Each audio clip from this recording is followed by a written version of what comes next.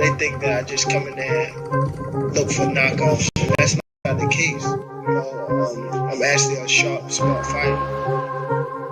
So, I'm here. Who wanted to fight me? I really don't care who's in front of me. I don't feel like no fighter can beat me.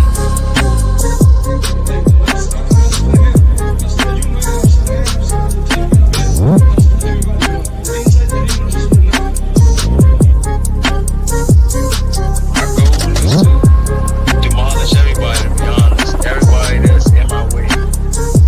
The pinnacle to any weight division is to have all the belts, all of the titles.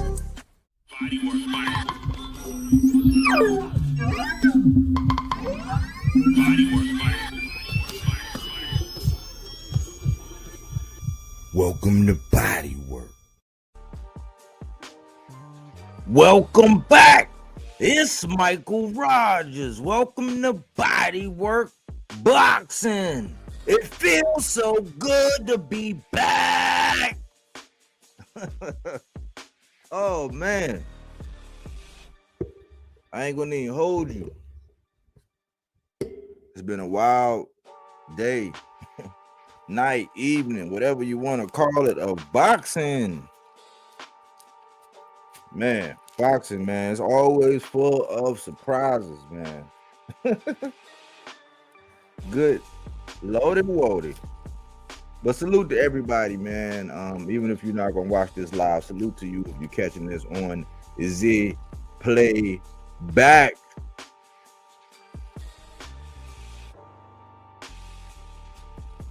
Let me see. I had to come out, man, and I had to come out and eat my crow, man. You know what I'm saying? I had to come out. I had to come out and eat my crow. And I wanted to be upfront about it. I didn't want to shy away from it. I'm gonna take, you know what I'm saying, my crow like a man. Boxing is a beautiful sport, man. That's why I always say that's why I always say at the end of the day, like even when I be talking and I be going through my whole rundowns, and I always say, but that's why they got to get in there and fight, man. That's why they gotta get in there and fight. I said we could talk all day and all night, but they still gotta get in there and fight. And I'm like, yikes! Like it's so funny, man. I ain't even gonna tell you what the first thing my lady said, man, when we was watching it. We was watching it together, and she didn't fall asleep, so you know the call was fire. Salute, Cookie Monster, Bodywork. Mic check, 1 2 1 2, sounding crystal clear. That's what I like to hear. I appreciate you, Cookie Monster. What's up, Boom? Man, what's good? What's good? I'm gonna let you do your housekeeping and stuff. I ain't gonna interrupt you. Okay, all right. Well, yeah. Let me see. But just gotta tweak it.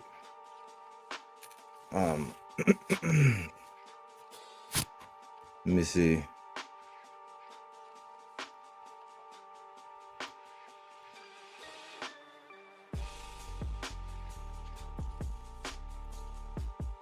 Let's see. I think I got one last one.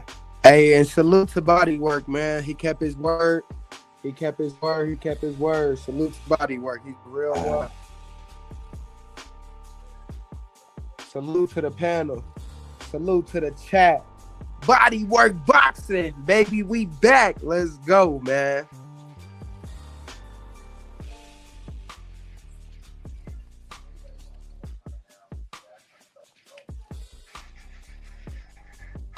All right. I kind of was gonna make it all about the one thing, but I got a little. I did have some housekeeping. Let me see. Here you go. The first one, man, Lamont versus Pitbull might be for the WBC strap now. You know what I'm saying? That's what's being like reported based on the situation that happened with Sabril, which is kind of wild, but that's bigger implications for the division. That means real quickly the whole 140 division could reshape and remold itself and recalibrate itself, almost just like it's like the welterweight division kind of just like transformed itself into something else just now. And once again, like I said, we're gonna be looking at what I spoke on last night, but it'll follow through on my last one with the Hitchens thing. But the second one, I found it interesting that they had Conor been out there talking. My lady was like, "What the hell he got on, baby?" I was like, "Man, I don't know, man. I don't know. He had." I guess it's this era now where they wear the short shorts, you know what I'm saying? Like, I don't know, man, but he was out there talking his stuff, and he basically kind of like shitted on Devin and them Devin's performance, and I'm just like, man, everybody know I ain't the biggest Devin fan, but I'm like, I don't know how you can shit on that performance, though. And I don't know how Eddie with his musty ass, because it was told that was not Tom and Jerry to me. Like the way Eddie and Conor, the way Eddie and Conor Ben approached that. And the way Conor Ben was still like, yeah, he said he would even sit out to fight Mario Barrios. And he said the name Rolly, yeah, it intrigues me, but that's kind of like always an afterthought. But I'm like, man, it was kind of real greasy. And I'm the last one to take up for Dev, but I keep it right and exact, man. I got the when new information happen and when things update in the sport, I update with the sport. You know what I'm saying? I'm really not a hater at all. I give credit where it's due. You know what I'm saying? I'll eat my humble pie. I'll have like the best crow I've ever had. Like Devin single-handedly served me the best crow I've ever had. This is the second time he served me the best crow. First one was with Regis. This is the second one. And then Carlos Adames served me and played a crow not too long ago. But I'm the type where I don't shy away from it. You know what I'm saying? I don't. Because I got integrity. That's why I say boxing integrity. I have boxing integrity. So I can't let Eddie and Conor run this thing. Like if you was down to go to 147 and that's a fight to be had, make the fight. You know what I'm saying? If that's what it's going to be, but don't sit around like I said yesterday when I said that Mario Barrios is slowly becoming the strumpet of the 147 division where everybody can just get a turn. I don't really necessarily agree with that, you know, but he said he would even sit down and wait because I guess having that WBC strap around his waist, he said he could retire after he do that. I'm just like, that's wild. Like, I mean, because Mario Barrios might not be the best one in the division. You know what I'm saying? I felt like Brian Norman had inherited the division, and then boom, just like Sonic. When Sonic went into the spikes, boom, pow, ping, all them rings just got popped out in the air, in the atmosphere. You know what I'm saying? And it's wild. The last one is I can't let Eddie get away with that. It was kind of musty, man, especially given that performance, right? Nobody really, I mean, the Devin only fans, they expected that performance. You know what I'm saying? I think they was hoping they got their wish. You know what I'm saying? I know, man, they didn't just, man, like, I think, you know how most creatures, right, like roaches, I don't know what the gestational period for a pregnant roach is when they produce more roaches. I do know that, like, when it comes down to mice, it's about 30 days. You know what I'm saying? So they can have a new litter every 30 days. But now, the Devin Haney clan, that OnlyFans, oh my gosh. Like, by tomorrow, like, it's what, technically? Yeah, we still on Saturday night. By tomorrow, you know what I'm saying? Because they pregnant right now, but by the morning, they're going to drop. It's going to be a whole bunch of Devin Haney fans. And then on Monday, oh my God, people who we haven't heard from in almost a year now, you know what I'm saying? At least 6-7 months now are going to be popping out the blue. They're going to be in the mess hall with their chests out, I swear. And it's going to be wild. But I can't let Eddie and Conor Ben get away with that. You know what I'm saying? Like, nobody expected, well, I didn't. I'm going to speak for myself. I didn't expect to see that performance. You know what I'm saying? I did not expect for him not to run. You know what I'm saying? Surprisingly, it was just so many things, and I ain't gonna steal my thunder, but I'm gonna go ahead and get with the last piece before I get into me actually eating my crow and going over everything I actually seen. Will Richardson Hitchens followed through. I know he was talking big boy shit when it came down to Norman, and he said he wanted the winner, and he was like, man, fuck Brian Norman and Devin. He want the winner and all of that, talking big boy stuff. You know what I'm saying? But he had been calling out Devin, because remember when he stopped Cambosis, he wanted to fight with Tio, and then he said F the Haneys, like right there, because Bill had came to his weigh-in and was harassing him and stuff like that. So, and he's been calling out Devin for years now. He's been talking this smack. He's been wanting, you know, his time in the limelight, and it just really came to the forefront. That's why people are like, who is this and why are you? But it's just because he just got his title. Of course, it's down at 140, you know, but he just got his title. So now it's coming more into the focal point, you know, since he do have a little cachet now, since he got that IBF title. But he was saying that he want the winner. Will he follow through, given that performance that he's seen? My guess is that, yeah, he will. Because now, you know, regardless of what Eddie and them tried to do, now you can actually say that it ain't gonna be no Tom and Jerry. Like you can go back to default and say, okay, well, he's really not gonna run. He's gonna, you know, he's actually gonna fight. He's gonna pick and choose. Maybe he is different. You know what I'm saying? I don't know if I'm gonna call him Debo. Yeah, I'm not gonna call him Debo. I'm still gonna call him the Dream. Or Dev, but Will Richardson Hitchens followed through with what he said. You know, who knows? You know what I'm saying? We'll find out because, you know, now all these guys are going to be tweeting and doing their little back and forths. And they're gonna be talking the next rivalry, or the next fight is going to start brewing with back and forths, you know what I'm saying, real quick. And man, when Bill get a microphone again, boy, and Brian Norman, man, oh my gosh, whoo, senior, there was salute Bodywork, hell of a card tonight. Need more of this. Yeah, I was fulfilled, and that's Boom. Boom said salute to Boom. CJ Rich, damn homie, what happened to Devin's PTSD? All love, you keep it honest, that's why I rock with you. Let me see. Yeah, man, he didn't have it. I ain't expect that. Lost 300. Yeah, that's tough. I ain't lose 300. You know what I'm saying? I ain't lose 300. Like my parlay got fucked up when Abdullah didn't stop.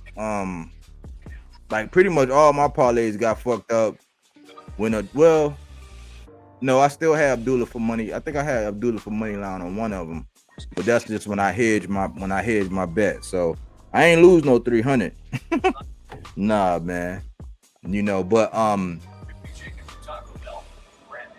we can get right into the cook, man. I'll eat my crow. I'll eat my before I actually go into my ordeal. You wanna speak on it, Boom, or you want me to go ahead? Here, let me speak. Just give me like 5 minutes, if that. Go ahead. What's up, everybody? What's up, man? Hey, first and foremost, I want to salute Bodywork. He ain't duck, he ain't dodge. He accepted his crow straight on the chin. So shout out to Bodywork. He kept his word, man. Second, my parlays hit tonight, man. I took Devin for the second round knockdown. We got that, and then I took him by decision. We got that. So my parlays hit all around the board tonight, man. You had Devin for a second round knockdown? Yep. Also, I picked him to knock down in the early rounds. Just needed one of them. Again, though, man. Abdullah Mason, hey, buddy, what a hell of a fight. Part of me is more than proud, more than happy for you in your moment. Part of me is upset and just want to tell you, man, move your head after you punch, meaning take your head off that line. or however you want to call it, man, you would have had a more brilliant performance if you would have jabbed, if you would have stuck and moved, not sit in the pocket and try to bang with a brawler. Abdullah, man, all I can say is, man, you had a hell of a fight. I'm proud of you. Just you a lot better than what you think. You're a lot better than where you are. You're levels ahead. Just move your head after you punch, man. You look good though. Yarday, man, I said it, bro. You didn't have shit. You ain't gonna be shit. Your mama know you ain't shit. Hell of a night. I did miss the Melanecki and Samuel fight. I'm hoping that Samuel won that fight, correct? Nah, Vito stopped him.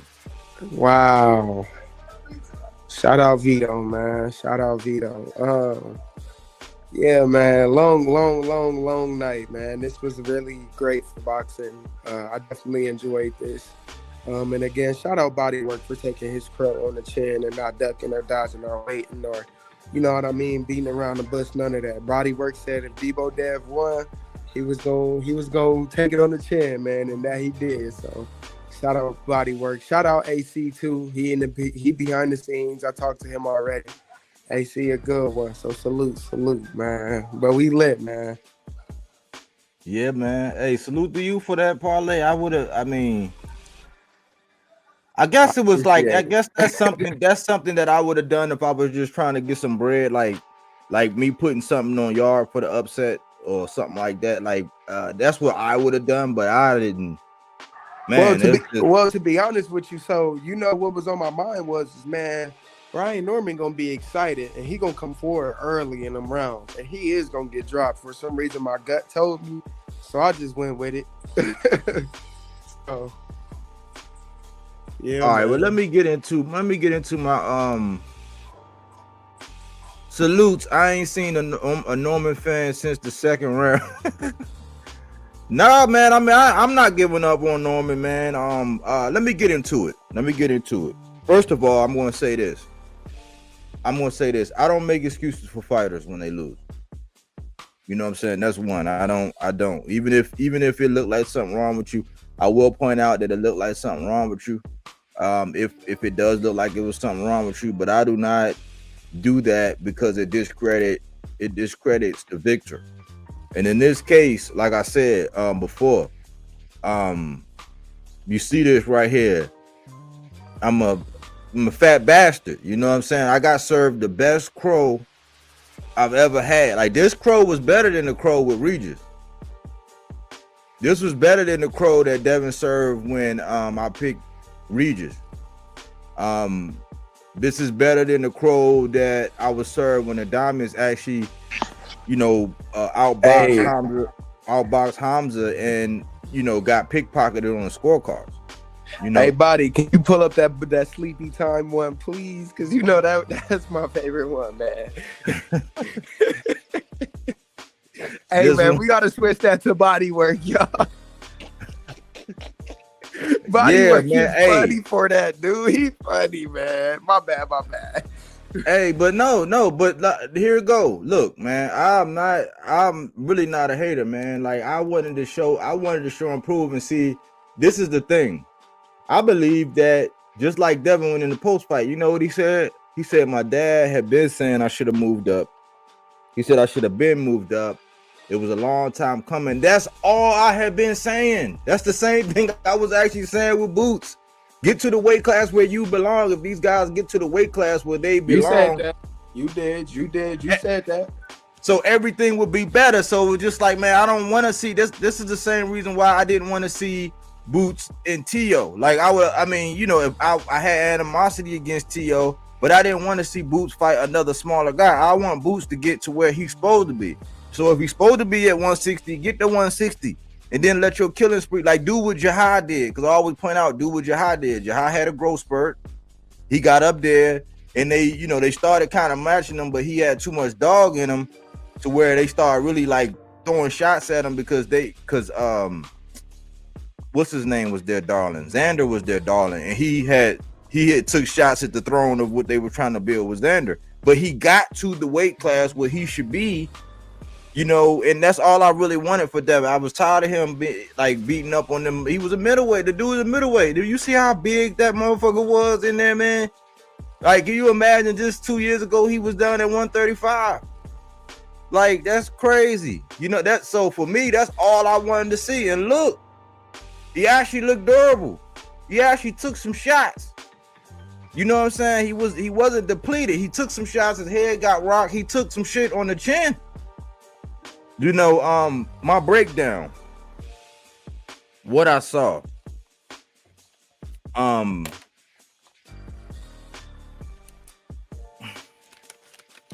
I go back to the Vito, I say great stoppage to Vito. I think Vito might be one of them ones that he might be one of those guys that the bigger, brighter the lights, the better it might turn him on. Like, he might not be one of them guys that can get up for the nobodies or like the nothing fights, like when nobody not interested, because yeah, he got touched a couple times, but he wound up doing this thing and getting Buddy out of there. Salute Caligo. Salute. When it came down to Abdullah Mason, I had Sam Noakes winning round 4, round 5, round 7, round 4, round 4, round 5, round 7, and round 11. Maybe one of them could have been a swing round, but I try to be as honest as I can. Like, if I'm not 100% sure, because it's hard when you rooting for a guy, it's hard to kind of keep it even. So if I'm not like 100% sure that the guy I'm rooting for won, I give it to the other guy. So that's why I had Noakes winning 4, 5, 7, and 11. So it was 8-4 in my book. It might have been a swing round. The first round it's kind of even a little bit, but I was trying not to be heavy-handed and be honest about what I saw. Now, what I did see is that Abdullah just going to be an exciting fighter. He could have made that fight a lot easier. If he would have fought the way I said he should have fought, stay on the outside, make this dude get frustrated and desperate and come forward. Because clearly when he did it, like, he couldn't do nothing. But he kept stepping over and having to reset his feet. But Abdullah liked to fight, man. He likes to engage. And he when he smelled blood, sometimes he go in there like, I can't say it's reckless, but he get a little too anxious sometimes when he go in there if he smell blood. You know, his corner kept saying, listen, man, make it easy on yourself. Like, do not go on the inside. And buddy, Sam Noakes started that bullshit early in the game, that hitting in the back of the head. That's what I was worried, because that shit'll give you cobwebs, man. And you don't think it impact you like that, but buddy started doing it. But that was a hell of a fight.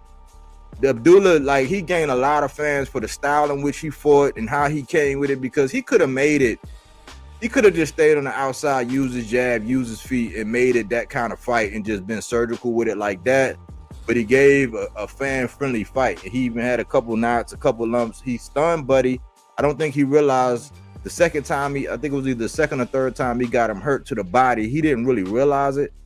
And he, I felt like he kind of let Sam Noakes off the hook. You know what I'm saying? But all in all, I was proud of Abdullah, man.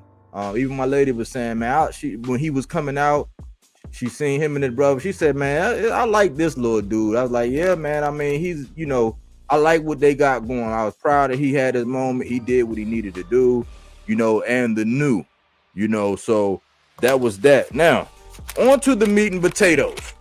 The thing that everybody came to see. In the first round,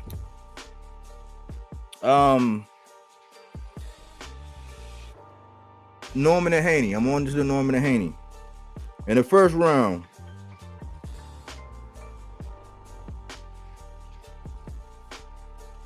I said Devin didn't run. I said he was a little jittery, but he stood. I was like, wow, I couldn't believe my eyes at first. I said, he's right there. He's like making a scene. He's not going anywhere. I said he was a little jittery, but he didn't run. You know what I'm saying? I said that Norman, he was first. He was choosing to be first. He pressed the action. He had a few good shots and fainted. 10-9. Because neither one of them in the first round did that much. The second round, that's when he dropped Brian Norman. And it was like, as soon as that happened, it was like Brian Norman forgot what to do. Like it looked like he just forgot all of his you know that thing that I be saying that Mike Tyson said when everybody got a plan until they get punched in their shit. You know what I'm saying? And that's kind of like what happened. It looked like as soon as he got punched in the shit and it surprised him, he got up and it was like the way he was throwing his punches, he wasn't throwing his punches technical. You know what I'm saying? He kind of did a little, the way he was swinging. I said, man, this dude done lost all order. You know what I'm saying? And it was like the things that I thought he would come out and do, like establish his jab, he didn't do it. He did a lot of posing. I'm like, he gave Devin, and Devin was waiting. Devin, he pretty much set him up to time him, because all Devin knew was like, okay, all I gotta do is get off the line, and as soon as he throw that punch, I can counter. And it started happening so much that Brian Norman started making a business decision. I said, oh man, this man have actually put his motherfucking hands in his pocket. My lady was like, oh man, my lady was like, what's his name? The assassin? Do assassins fight like that? I said, I know, babe. I said, I don't know, baby. I said, I don't know what the hell going on. She like, this a damn shame. I was like, baby, I don't know what's going on. I'm sitting there looking at it. I keep looking round after round. So round 1, I had it 10-9. Round 2, I had it 8-10. Round 3, I had it 9-10. Dev. Round 4, 9-10. Dev. Dev was winning and he controlled everything. Round 5, 9-10. Dev was jabbing. He was doing the 1-2s. Brian Norman looked unsure of what to do. He looked like he didn't even have a game plan. Like it was no, I'm like, he looked bewildered, bro. Round 6, 9-10. Round 7, 9-10. I put in my notes, same. A little confidence came out for Brian Norman in round 7. I seen a glimpse of a little confidence. Round 8, 9-10. Devin boxing beautiful, using his feet, being first, jabs and 1-2s. It was a boxing clinic. Like at that point, I said, shit, I said, damn, like I started getting nervous. I said, man, I might not even hit this part of my goddamn parlay. I might not even get paid. Round 9, I had gave to Brian Norman. That was the 10-9 round. First round, Brian looked fairly normal. He caught Dev, but Dev still kind of dominated a little bit. Round 10, 9-10.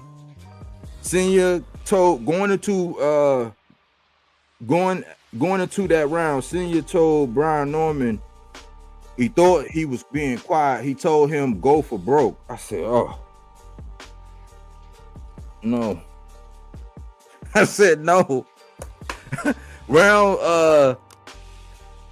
11, 9-10, and Brian was smothering his work, and it's crazy because Sergio Mora basically said the same thing I said. I told my lady, I said, man, Brian Norman made a business decision. I said the style in which and the way he's fighting, he's being so close that he has to tie up. And I literally sat there and said, hold on, man, like Brian Norman is the guy that's actually tying up. I said, what the fuck, man? I'm sitting there like that. I did not see any of this coming. You know what I'm saying? In round 12, he made it a bigger business decision because you already know you don't have no, like, you kept tying up. You know what I'm saying? It was a little rough house and it was a couple little cheap shots on the back of the side of the head, but I'm just like, they was kind of like going tick for tat.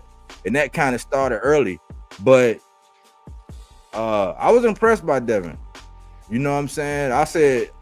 I even told my lady, I said, listen, she was like, because my lady got quiet and she was like, she said something. I said, but baby, you already know me. I said, I keep it a buck.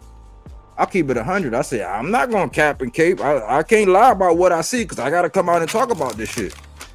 That's just how I am, bro. I keep it. I call it. I got the guys that I like, and I got the people who I rock with. But I don't do that. I'm not gonna pencil. I'm not gonna pencil whip you. But on my scorecards, I had Norman for the first round. It was a 10-8 round for the second round, so that was really bad. I didn't have him winning another round to the ninth round. So I had Norman for the first round and the ninth round. I mean, you might have could have said. Since Body, can I ask you a question? What's up? Since I was right, man, can I get a couple free graphic designs, man? I just need a few for January 31st. So can you hook me up, man, please? Yeah, we could do that. We could do that, man. Hey, Body, you a real nigga. Let's go, man. Let me see. I just want the truth. What's good? Body hey, bag. and I just want you to come up with it yourself. Just do your own little boom boom. You feel me? Bodywork design, baby. You feel me? You know, but I need clean pictures, man. I don't like feeling like a stalker. No, I got some I gotta clean go ones to for you. the IG and be cropping out and all that. I need clean, Oh clear cut no, pictures to work with. I got some clean ones. I got some nasty clean ones. But salute, I just want the truth. E Flavors Noakes was the best in defeat. Yep, what's good, y'all? Project Bimmer's here. What's good, Bodywork Boxing? Boxing is crazy. Jose Rodriguez, what's going on? Abdullah won, but I didn't like the way he fought. Yeah. Too many right hands. Props to Noakes. He was tough. And what can I say about Devin? He proved me wrong. Noakes was sitting on the ropes. That should have been a knockdown. Brian nose was broke. That's what I said. That's what I told my baby. I said, baby, his nose is broke. And I told AC, even in the but me and AC was texting during the fight, but even in the Bam fight, I said he broke his nose. I said he broke his nose early. I said I said in the second round, I said I think he broke his nose before anybody said anything. But yeah, I thought, and I looked at Brian when he was in the corner. I was like, man, his shit looks smushed in, like he got his shit broke. Yep. Both of our ladies noticed that Brian Norman was going backwards, like you said, when you was like, man, I don't know what the hell. Both our ladies noticed that, which is crazy. They both noticed Brian Norman going backwards and clinching. That's wild. And my girl, she like boxing. Yep. But and then let me read these last two comments. And then Calico can cook and AC can cook. I seen What's the same good, AC? shit. What's Norman good, got Calico? dropped in the second round. Everything. Norman couldn't land nothing hard on Devin. Keeping it real, the only good scrap was the Abdullah Noakes fight. The rest were beatdowns. I ain't even get to the last one, but go ahead, Calico. It's your time to shine, B. Yeah, man, because I was on your panel all by myself. You feel me? Like, I already, I've been saying for months that Haney was going to do what he do. Because the only thing people was banking on is if Haney is a shot fighter. You know what I'm saying? So that's like sad. That's like saying, damn, if Haney's not shot, then I think everybody know this guy can't beat him. You know what I'm saying? So it was like a wing and a prayer.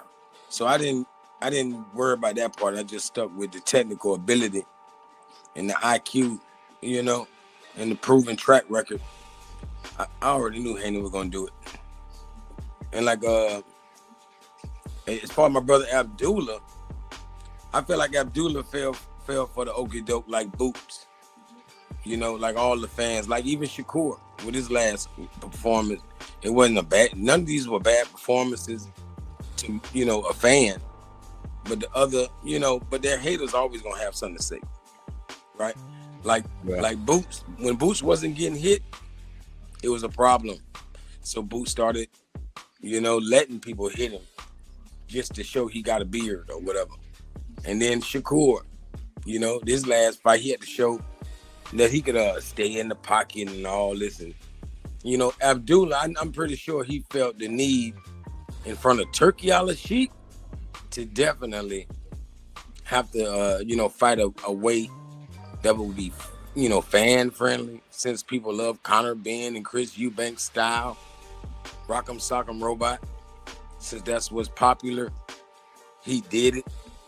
And I feel like he got himself in there, like swim well, but he need to never do that again. Because of Tank Davis, I don't give a damn. Tank Davis destroyed both of them motherfuckers, bro. Him and Noakes. You hear me? Noakes walking forward to Tank Davis, going to sleep. You know what I'm saying? And if Abdullah were to fight that recklessly with Tank Davis, if Tank Davis hit you that many times, it won't be elbow, it won't be headbutts that give you knots on your head. You feel me? It's gonna be them gloves. I wish I could call my lady in here and say and she tell you what I said. I said the same thing. I said, man, I was like, man, that shit that Abdullah was hitting him with. I said the Tank hit him with that shit. The fight had been over already. Thank you. It'd have been over. You know what I'm saying? Like when he hit him with that uppercut, it would have been over. He wouldn't have survived one of them things from Tank. A flush joint. Impossible. Like to me, Tank probably the only person in boxing that really got one punch knockout power. You know, him and then like Better Beeve or a heavyweight. Like, but anything small, ain't nobody in boxing truly got just, bro. If Tank only threw one punch in the fight and it was the right punch, it would put a motherfucker to sleep. You know what I'm saying? It just is what it is. But it was a great night of boxing. You know, Bam did what he was supposed to. You know, the monster is really a monster. You know, and I'm glad to see my boy Dev. I feel like Dev, people just go ahead and put him on the pound for pound list, man. Y'all know what it is. Put him back where he belongs. He was on there before Ryan. He got to be there again. I got to consider it. I do have to consider. I have to strongly consider it. It'll be the first time. I have to strongly consider it. Yeah, I agree. I agree that Tank to put them niggas out of their misery for sure. I agree. I mean, I kind of gotta consider it because now he's at a weight class. You know, he's at a weight class, and he said he's gonna be there for a while. And I'm like, okay, cool. I mean, Abdullah's got to be careful, man. He's got to be careful throughout the 35 division. He got to learn from Haney. That's what he got to do. I ain't gonna lie to you. He got to learn from Haney because he got the skills. He got the skills to fight more defensively sound. And he's not taking his head off the line, though, bro. You know what I mean, Calico? Yeah. Hey, we was both right on Haney, but back to Abdullah. No, he's not taking his head off the line, man. He's sitting right there to get punched back a lot, bro. But that's not just against Sam Noakes. That's against that Vasquez guy. This is against lesser competition, too. Like, that can't keep happening. You get punched by Tank, bro. You're not going to be able to bounce back like that.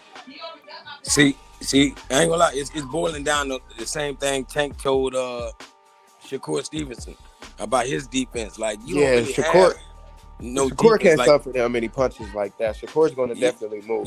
Yeah, I'm saying how he don't really slip punches.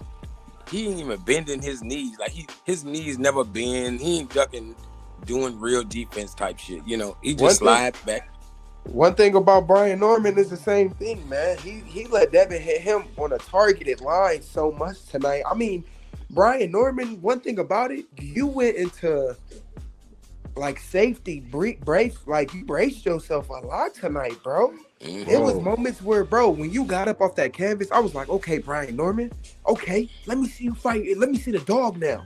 And it was like, no, I'm braceful. I'm clenching. I'm going to back up. And yeah, that's it. You know, like B Norm, you're better than that, bro. Business decisions are being made. Even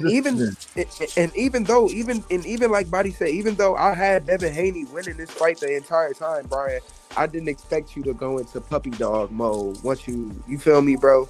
You got knocked down, and after the knockdown, it was nothing else to talk about. The 9th round was the only thing to talk about. Hey, I want to hear Tim Bradley, bitch ass. I want to hear Coach Malachi. Hyena ass. I want to hear AC because he owed me a couple meal preps. Like Brian Norman Jr. I mean senior. Brian Norman Senior in Mill City. Like, hey, AC owed me a couple meal preps, and he owed me a grade A breakfast too. So AC, let me know how to go about the recipes and shit, man. I'm ready whenever you send it. But look, but AC, go ahead. AC, after this, let me just say this one thing. Tim Bradley was flip-flopping. Tim Bradley didn't like the Normans. He was playing that flip-floppy game, so. But he hate Haney more. Yeah, because he was giving Brian Norman a lot of credit. He just don't like senior. I just okay. think that Tim Bradley, he confused. So he says a lot of things to keep attention on him and to keep He him was in selling the the loop. fight. They was all selling the fight. They knew that guy didn't have the skills to beat Haney. I just think that Tim Bradley, again, he likes attention and he wants to keep himself in the loop some way, somehow. Go ahead, though, AC. Well, go ahead, AC. My First, bad, let me say congratulations to Devin Haney, Masterclass in boxing. At the end of the day, I'm wondering if you knew you was going to be at this level and you told us you was going to be one of those ones. Where was the difference in game plan and strategy? You feel what I'm saying?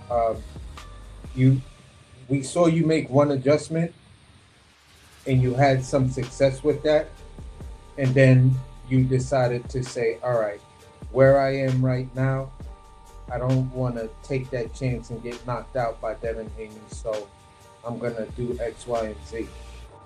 Now, you made those business decisions. I'm going to also say this. From the get, I didn't think, and I was pretty much assured that Devin Haney, I wasn't going to see this version of Devin. Although I always said win, lose, or draw, I'll still be a fan of his and things like that. But at the end of the day, this shit is boxing. Somebody gotta win, somebody gotta lose. Somebody has to, realize that. When I was talking to Brian Norman, the way you were talking, you had me convinced that, you understood the assignment. In your performance, you didn't understand the assignment, or you realized that the assignment was way too hard. Asking your dad for this type of help with the math homework only showed that your dad maybe didn't understand that level of math. So at the end of the day, it was a great fight by Devin Haney. I'm not going to go back and be wishy-washy and say some of the things that I said in the beginning of this fight, and saying in my caveats and what I wished for, and the back of my mind, that type of stuff. I'm going to leave it out and just give the man his props. You feel what I'm saying? I picked against him in this fight. I stood 10 toes down on picking against him in this fight, and I was hard and critical on him in this fight. But in one of Body's episodes, there is the receipt why I was that way with him in this fight, and that was, if you're one of my favorite fighters and you come up into a big fight, and there's the chance that you may lose, I may go with the other guy because I want you to prove me wrong. And he proved me wrong. And that's what I love about being a fan of certain fighters. I was hoping that, Brian Norman would take the victory, but now we're going to see the makeup of who he is. Will he come back really, really soon, early 2026, mid-2026? Is he going to sit out too long and then become an afterthought and stuff like that? Or he's just going to say, listen, yeah, that guy outclassed me on that night. Congratulations. He proved to me he was the great Devin Haney, but I'm not done. I'll be back. And then he starts to climb the ladder. If Dev is going to campaign there, Brian is going to campaign there, then at one point, if Brian, you get a belt, we should see a rematch and then see if you made any improvement, if you can improve from this loss. So that's where I'm going to keep it. As far as Benavidez and Yarde, I just gave my prediction on how each other beats each other, and Benavidez beat him pretty much the way I figured Benavidez was going to beat him. Yarde punched with him, and I'll land it right here. Yarde punched with him, and David Benavidez ate those punches, and I was just like, oh, shit. Wow. But that's where I landed. Hey, AC, can I have some free meal preps? No. for these You still victories. gotta pay. I just picked the wrong fight. The fuck you think this is? Come on, man. I'm Hook fucking me with up, you. man. Hey, something I wanted to say about Brian Norman Jr. that I definitely want to give him credit. For getting up, man. For getting up. Like we gotta pay attention to that key factor that even Devin Haney pointed out, and the brother just pointed out, AC. The guy made an adjustment. Huh? So that means the guy mustered up a plan B. And the reason I say mustered it up, because his dad didn't give it to him. His dad didn't have nothing to tell him in the corner. Yeah. He needs to change his corner. If you that talented that you could make that adjustment, that means you're a natural. You definitely a natural. But your corner failed you, brother. And it's not the first time. It's not the first time they failed him. He just won many times. Let me ask you this. Do you think that his dad needs to go, or do you think that they just need to add 2 more people? They need to add. They need to add. I don't think. I feel like add would be better than dismissal. His dad ain't sharing nothing. His dad ain't gonna share. No, his dad can do it, bro. Nah, Bill's doing that right now. I don't see B Norm seeing it being like that. He might follow Bill's lead because all of them want to be like Bill. They know Bill. Get up here, Melazar. Like they all know Bill. You know, like Bill is the quintessential. You know what I mean? Like father of boxing. Can I just address Project Bimmer? Muhammad Ali talked more shit than a little bit, but he had the skills to prove it. Everybody has a right to talk. That's why the shit is called free speech. It's an amendment. It's one of your inevitable rights. So you could talk because this is how you really feel.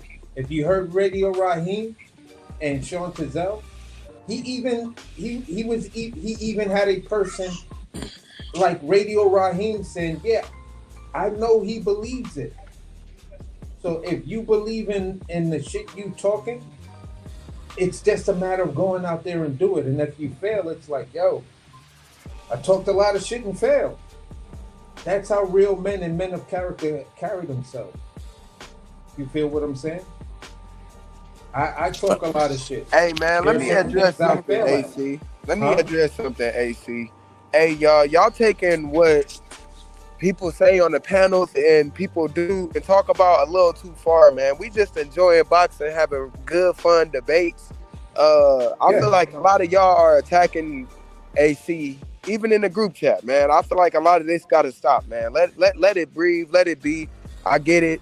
B. Norman didn't win, but even though, hey, man, I won some money tonight. I'm not acting like that. I'm enjoying the victory, and I'm happy about both sides of the party. You feel what I'm saying? But all this bashfulness and disgusting negativity, let that go. But at the end of the day, have I ever stopped saying I was not a Devin Haney fan?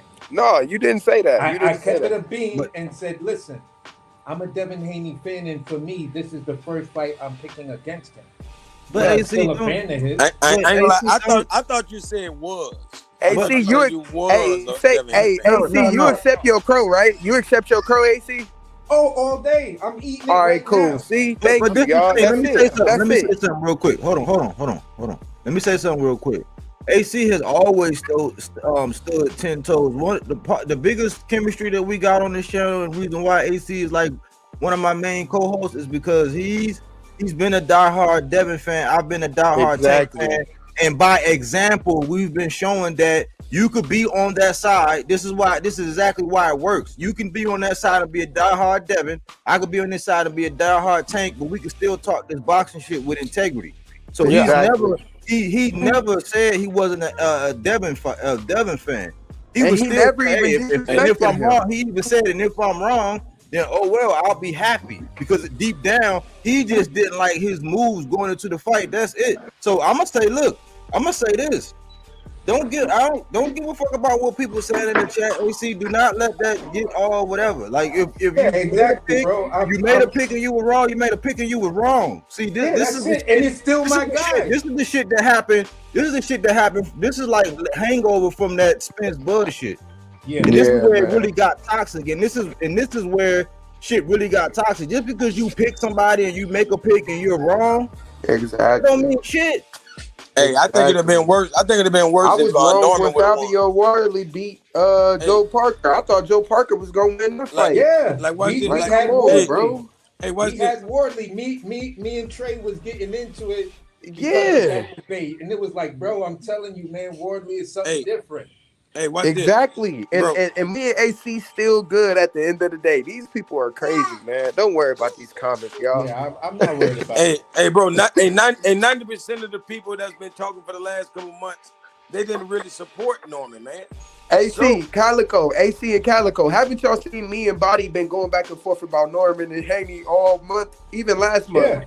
Yeah. Come on, y'all. Yeah. Like, come on, y'all. Y'all got to do better. We better than this, y'all. Let's go, man. We could. And plus, I tell y'all outright, and if you go back and watch my channel, I tell everybody, I'm one of them channels that will put a stake in the ground for the underdogs or the people that don't get the light that they deserve. Because it ain't no fun. I'm not a bandwagoner. Like, I'm not, like, when the Patriots was winning, I didn't say, oh, yeah, I'm a big Brady fan. I'm a Patriots. When the Seahawks had their shit, no, I always been an Eagles fan. Like, so that's what this channel do, because it wouldn't be no fun if everybody just was on one side all the time. Exactly. It wouldn't be no balance in the boxing conversation. We wouldn't even be able to debate if me and fucking Bodywork agree on every fucking fight. What's the point of doing this shit? Come on, bro. Like even when Hamza Shiraz fought Carlos Adames, yes, I was upset for him. Hell, when Tank and Roach fought, I was one of the main ones on fire about that. I didn't like it. I said what I said going into the fight. I didn't like it. I said what I said once the results came. I didn't like the results. I'm just the real one. Yeah. You know what I'm saying? Like, I didn't shy away. I said, hey man, Roach should have got his hand raised in that fight. I said that as probably the biggest Tank fan on the planet. I said that.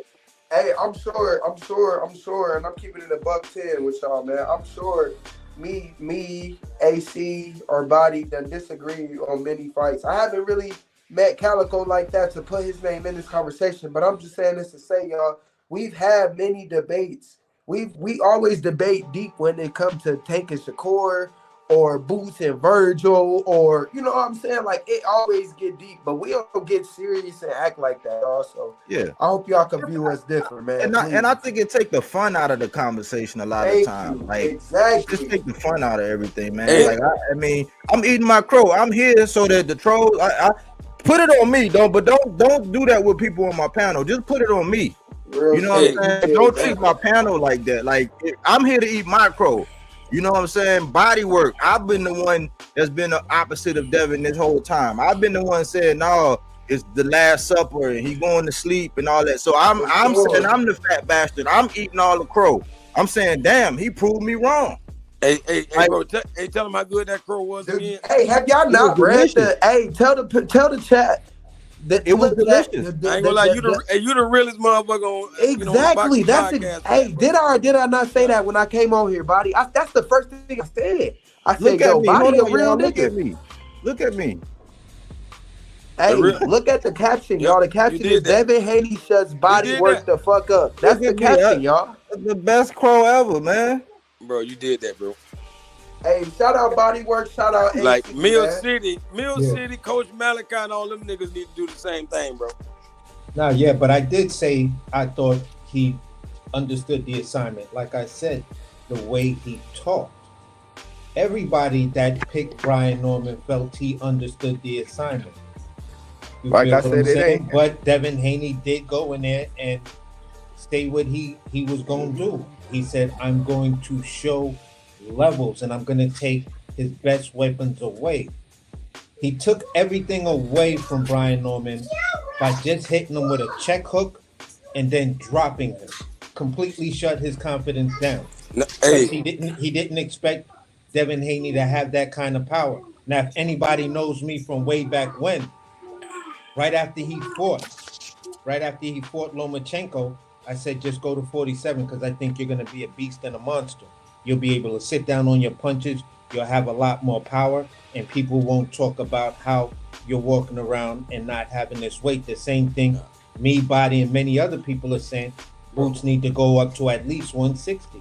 So you saying he shouldn't be a three division champion? He should have just did 2 just to suit others' fancy. I said if he was gonna go up to 40 when he made the decision to fight Regis, I said, all right, I ain't got no problem with you going up to fight Regis. But if you fight Regis at 140, get the belt at 140 and just use it as a pit stop and go right to 47. I wanted him to fight Tio while he was there. Take all the Tio belts, be undisputed I in didn't both think divisions. I still felt that. I honestly felt that the little difference between 135 and 140, that little bit of 5 pounds, that wasn't going to really make a difference if he came against Gary Antoine Russell or Sabril Matias or one of those guys like that. I just felt that you were still killing yourself to make a weight that I don't think you had any business in. Devin Haney at least said that himself in the lead up to this fight. He was like, yeah, I kind of stayed down at 35 and 40 a little bit way too long. I shouldn't have been messing around like that, but I was trying to do something down there. But now at 47, everybody's going to see the real me. And I said, okay, if you're going to show us the real you, I felt that, part of my criticism was if you were going to show us the real you should have showed up in the fight that you had here in New York.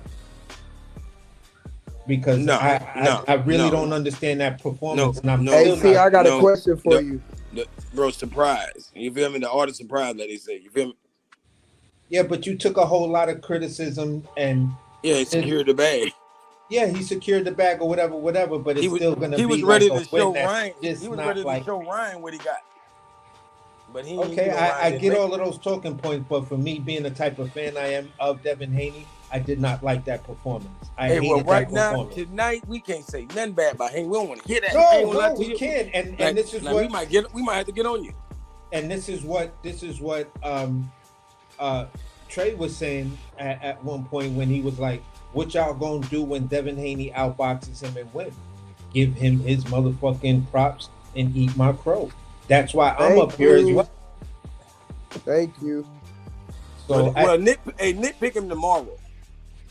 No, I'm not nitpicking at him. I'm not nitpicking at him. I'm giving him 1,000% of his just dues. That little voice that was in the back of my head that was saying, yeah, I would love for him to go out there and beat the shit out of Brian Norman so everybody can shut the fuck up about my guy. And I would just sit there and be all inside like, you feel what I'm saying? But at the end of the day, I have to also eat my crow because I picked against one of my top guys. Mm-hmm. He just showed me don't do that. But let's change gears a little bit. Because I want to talk about Abdullah Mason, man. I don't want the water to get muddy, but I got a question. Seeing this performance, right, with Devin beating Norman the way he did, yeah. So I'm gonna kick it off the Calico first. Seeing that performance from Devin, right, and how he handled Norman, and how he took that plunge, and he did, he gave that masterclass. He relieved him of his stress, and he devastated that man. Do you think that it's going to kind of look like? You think this is worse, or it's about the same as far as like how Liam Paro? Yes, Liam Paro kind of relieved the boogeyman of his strap. Exactly. Right. Do you think that Boots? Do you think that Boots might be looking back like, damn, I could have did that shit and got that credit? I feel like Boots wanted this to happen because this eliminates the whole Brian Norman noise. There's no more noise about Norman versus Boots. That is dead, thanks to Haney. You feel me? So, really, I've been saying how Haney and Boots, I was saying this a month ago, how, one hand washing the other. Goddamn, Boots already done cleared out 147. Now, here come Haney. He's gonna benefit from that. And then by the time Haney gets to 154, Boots will have decimated 154, So Haney will go there and do the same damn thing. Him and Boots are on a collision course at 160 for the super fight of the world, like 2028, 2027. I'm telling you. Hell no. I'm telling you. I'm telling you ahead of time. Call me the box. The fight, hey y'all, the fight that I think that there's to make, and I'm just being real with y'all, is Boots versus Devin Haney. I just said that. But not in 2028 though. It's too far. Yeah, it's gonna be like at 160, bro. I'm telling you, it's not gonna be at 154. Hell. Haney gonna have to make that big jump. He gonna make that big jump. It's gonna be his first fight at 162. He ain't scared. You know he's going for the boogeyman first fight. So I'm trying to let him have his time to shine. But you think that's a competitive fight, Calico? Bro, Haney has been grow into this 147 division. The performance he put on, tonight, Haney is the king at 147. He'll be better than this later on. It's like saying Terrence Crawford's first fight at 147 compared to his last. His last fight at 147 was his greatest performance. At the end of the day, nobody's beating Devin Haney right now at 147 pounds. Not at all. You feel what I'm saying? It's a clean sweep. It's his division to own. Lewis Crocker is easy work. It's not even close. What about Rohan Polanco? That's another but Brian Polanco's gonna look like Brian Norman. Yeah, it's just gonna be the skills. They need to fight each other. Polanco and Norman need to fight each other. At this point, ain't nothing wrong with it. I would only say this. The only person that I can see coming up and probably giving us a really, really good fight, but we got to see how this guy's. Oh no, he drugged up. How this guy's next two fights are gonna look. You feel what I'm saying? Maybe next three fights. Hey, I'm super impressed with Tiger Johnson. Yeah, but I still don't think he got what it takes. But he is the next best thing at 147. He's the most polished, right? He's the most polished right now. Now that he's at a weight that I feel he could, like I feel like him and like for him right now, he's at the perfect weight class that he should be. Devin Haney, it's your division to own. You made the biggest statement there. You made, the cap I've always said for Devin Haney is 154 pounds. I don't know about a 160-pound Devin Haney. I don't know what that looks like. That to me might be a Devin Haney that's like 32, 31 years old. I don't know. But exactly. The 20s just stay at 47. Ahead, what's your question, Boom? Hey, is that Top Rank diet real or? I don't know. You gotta be careful with that though, Boom, because when you say that, when you say that, you're looking at Loma, you're looking at Shakur, you're looking at Keyshawn, now Abdullah. You're gonna discredit a lot of people. You're looking at that. I mean, that's where your uncle made his bones at. Like, so I don't know if you want to go down that path. It's real for some people, but it's still you. When you get into big fights, you gotta perform, just like Jared. Hey, Jared, don't hate me, hate the game. I'm not. No, I'm not saying that. But at the end of the day, I'm saying that to Bud. I'm saying that to Shakur. I'm saying that to all those guys. Don't hate me. But I'm saying it like this. Hate the question, hate the game, brother. No. What I'm saying it like this, right? Abdullah got his opportunity. Top Rank threw him in there with competition he should beat, but if he fuck around, he gonna make it tougher, make a tougher fight for himself, or he gonna lose. You feel what I'm saying? He just made Sam Noakes like came a to great win. 135 fighter though. He just made Sam. But no, I'm look like a great guy. gonna tell you my answer. I'm gonna tell you my answer though, Boom. It depends on the fighter. Stop. Exactly. It all depends on the fighter. It depends on the fighter. You know why? Because Top Rank will get you. They will put you in these positions, and if you fight the fights you need, like if you fight the way you need to in certain fights, like while they're building you, and if you work on certain things while they're building you, it'll benefit you. But it's gonna come a point in time where you're gonna meet a crossroads where it's like, all right, now you done got to this point. It was the same point because we used to be over there on Smoke Session, and this is what we asked about Shakur. We said at the time when he was getting ready to leave, me and Smoke used to ask each other this question. is it time for him to leave? And we both said no, not right, not quite yet, not yet, because you still need them to promote and to cater to you getting the big fights. You still need that. Like right now, you can't take off like Floyd did when he left, or like how Manny Pacquiao when he you're not at that stage because the style and the performances up until that point, right at the end, they kind of started tapering down. It's like you was going like this. Now your skill set was still your skill set, but right at the end, what you were putting on film was starting to go like this, and you was losing the fans' interest. So it wasn't that time. And then when you look at people like Berlanga, when he left the nest, and what happened with him, you know what I'm saying? So it depends on when you leave the nest of Top Rank. It depends on if you worked on what you need to work on when they was putting you in there with those different styles, whether or not, you know what I'm saying? Dude, you funny. You said it depends on if you worked on what you. Nah, but it all I'm taking you ultimately serious, depends but it's on the funny fighter because you not lying. we seen a lot of big names that It's a lot of at niggas top it's a lot of niggas that's in common that leave Top Rank and start losing. Like look at Jared. Look at what happened to Big Baby. We thought Big Baby might have been the next. You know, he gave the heavyweight. But these are dudes. But they Top Rank still stop has making dudes me laugh, that body. You are shouted. still on Top Rank. Top Rank still has dudes that are on Top Rank that came to that same door and couldn't walk through the threshold.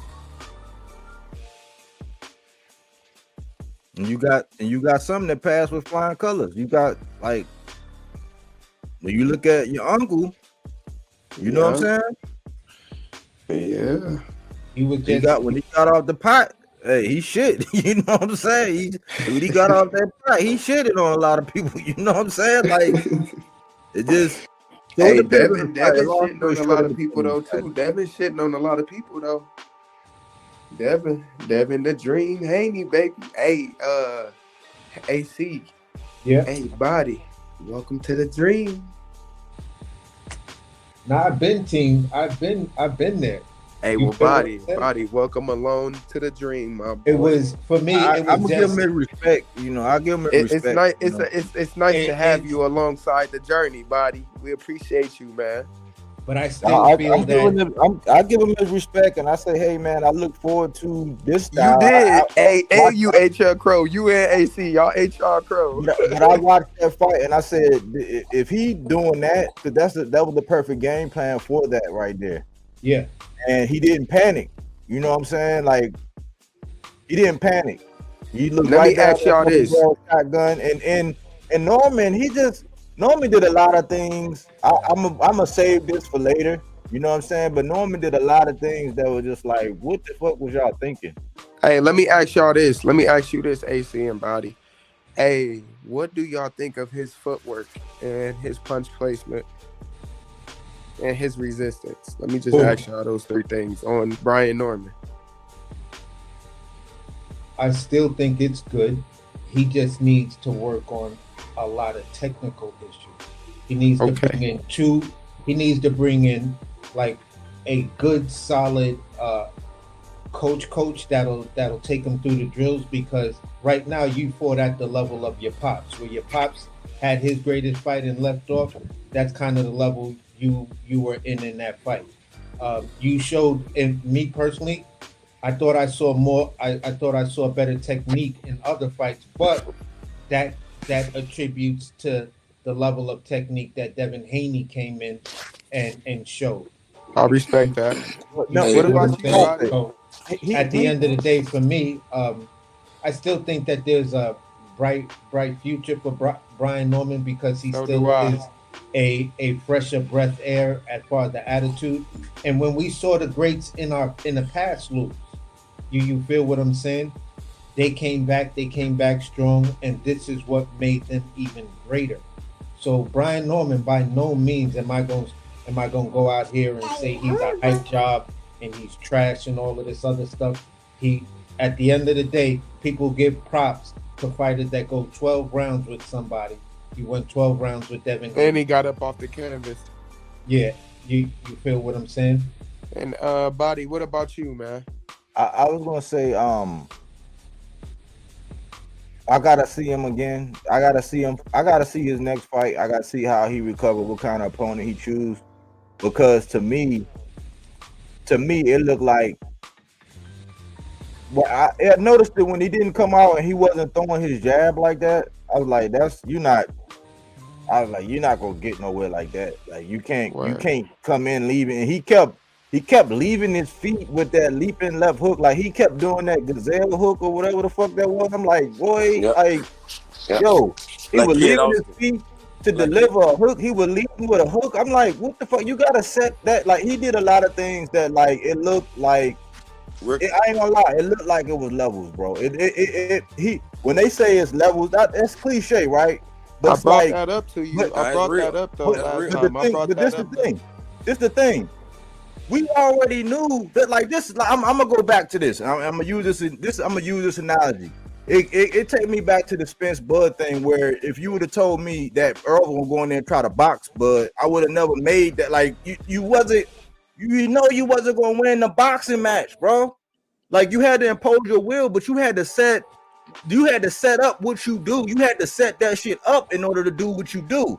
But I didn't think he wouldn't go in there and try to box Devin.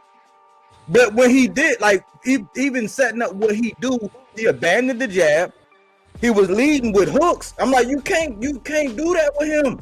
The dude is too fleet of foot for you to bear it. Your time is gonna have to be impeccable to get that off. And when he kept doing it over and over, I was like, man, he better be glad Devin ain't his lateral game where he could have sidestepped and then caught him like as soon as he did it, because he did it enough times to where it's like, okay, muscle memory, and then seeing that you doing this thing over and over again, a real like something. I ain't gonna bring up the other name, I don't want to trigger nobody, but I know another fighter, if you did that shit over and over again that Norman was going to do, he would have put you to sleep. I know exactly who. Hey, before you say anything, Calico, let me say something. Yo, I just want to advise a few things. Y'all know I look deep into the fights. Y'all know I pay attention to everything, right? From rounds 1 through 12, I just seen a Brian Norman who was a lot more thinkative and a lot more inside his head than in the fight and in the ring. I felt like Brian Norman did not really have a game plan. I really didn't see a real game plan. I didn't see him set up. Yeah, I didn't see him do anything, try to even put anything together. On top of him throwing that hook was just thrown. He didn't know what to do with it. Devin ducked that hook so many times. I mean, Devin, he ducked so many times and clinched you because, again, bro, you didn't know what to do, brother. You was confused, my brother. Brian Norman, I can't wait to see what you look like when you come back. And I don't think you will go on a hiatus. I don't think that you will be going long. I commend you, brother. I think that you're strong. I think that you're durable. I think that you're tough. And I think that you can do more things in boxing. I really do, genuinely. I say that because Brian Norman, you have gained not only a fan, but a fighter who gonna pay attention to you. Because again, you got up off that canvas and you kept fighting and you switched it up. And Devin was a little confused when you switched it up. So Devin had to be calm, composed. He had to really choose his shots so he wouldn't get caught neither. You did catch him a couple times, but you didn't catch him enough to where you won a round or you stole a moment. So again, I commend you, bro. And I'll be watching you in the near future, man. Keep your head up. You're strong, you're durable, you're tough, and yeah, you're a champion to me. Because you got up off that canvas, yo. For real. Hey, see, I'm gonna say, like, to me, why Haney guaranteed won was the whole second round. It wasn't just the knockdown. It was the fact that Haney tried to get him out of there in the second round. You feel me? And he was smart enough to say, fuck it, even if it don't work, I'm finna take a lot out of this motherfucker. You know what I'm saying? And of course he didn't finish him in the second round, but he took so much out of that boy trying to finish him. You know what I'm saying? And it was a breath of fresh air to see Haney really, like turn that flame all the way up. You feel me? But if you would have had him in a situation like that later on, yeah, he would have finished it. And I don't mean to run, but I gotta charge this phone up. All right, man. Well, I appreciate shout out y'all, Calico, brothers. man. Shout out Calico, man. Oh, y'all brothers, I appreciate you. All right, man. Enjoy your evening. Hey, man. Again, shout out AC, shout out Body, shout out Bodywork Boxing. Man, I'm gonna catch me some rest. I've been up all day. We start camp Monday, January 31st. We locked in. Bodywork, please give me some graphic designs up. I'll send you some pictures ASAP. Just text my phone, please, brother. Please text my phone. AC, hit me up. You know you gotta send me the mail plans. We about to lock in. Let me know what you like and what you don't like. That's why I said text me and let me know. Yep, I'm about to text you the whole list. I'll text you that list first thing tomorrow. What your regimen is. Yep, I will. I'll send you a picture of what we normally do too. Shout out Bodywork. Shout out the chat. Shout out everybody, man. I'm tired, man. It was a hell of a day. Shout out Devin Haney. He won me some money tonight. Shout out Brian Norman. He got heart. He got grit. Hey, Abdullah, get your chin, get your head off the line, man. Move your head, brother. Hey, Benavidez, I'm not impressed. I just want you to know Yardy ain't shit. He never was shit, and he not gonna be shit. His mama know he ain't shit. So Benavidez, go ahead and beat Bivol. Go ahead and beat Better Beef. But I do like that you fighting Zerto at cruiserweight. I think that you need to go up again. I like to see what you do up there, brother. Another thing that I want to touch bases on. I'll see y'all January 31st. I won't be too much in and out on the panels anymore, as I gotta lock in and get my head on straight. We are now in the professional business, baby. So I'm excited, and I'm looking forward to everything. Y'all will see me with Bodywork, because I am gonna try to set up something with him for an interview during camp to let him know how everything's going. And I hope everybody follow my journey, because right now I got a little gut. I got a little gut, y'all. So you got a dad, bud. Yeah, so I'm gonna be losing that. And we about to get back locked in and focused, man. But I'm gonna see y'all soon. Shout out Bodywork Boxing, right, baby. All right, boom, man. Enjoy your evening, brother. Yes, sir, man. Yeah. All right, man. So, but yeah, what he was alluding to was, I was accused of wishing that Devin Haney popped dirty against Brian Norman. Who? Me? I was accused of that. By who? Huh? Who was accusing you of that? In the group chat. And I was like, I don't know who it is, but because I don't have their number. But I was like, wow. I guess you have no idea who you talking to. And I just was just like, see, it's stupid shit like that just makes me not even want to talk to fans like you with the sport. Because at the end of the day, I'm doing the same thing I did with Ryan when I felt that Ryan won. I gave Ryan his props. I thought Dev was going to beat the shit out of Ryan. But Ryan came out and, gave us that performance on that night. But then we find out what happened. But at the end of the day, I'm happy that I was proven wrong. You feel what I'm saying? I'm sad that a guy that is extremely believable and likable in his attitude and demeanor and stuff like that, you've already sold us on that. Now just sell us on your comeback. You feel what I'm saying? Because you'll still get the same people behind you like me. I'll still advocate for you, but I'm just gonna say, at this point, Devin is just levels above you based on the game plan you came in. If you pick up a new coach and have those techniques also be related through your father, because that's the most comfortable ear to you, cool. You feel what I'm saying?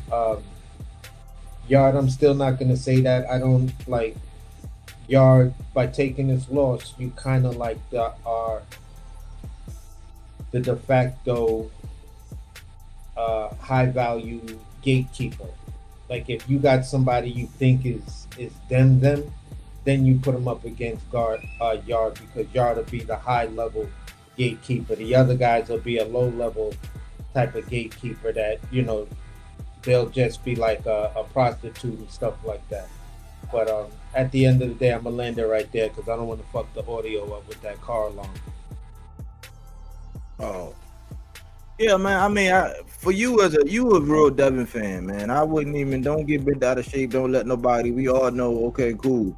It was questions after his last performance, and it was like it was the questionable. It was how questionable Devin looked in his last performance, and how great Norman has been looking over his last 3 performances.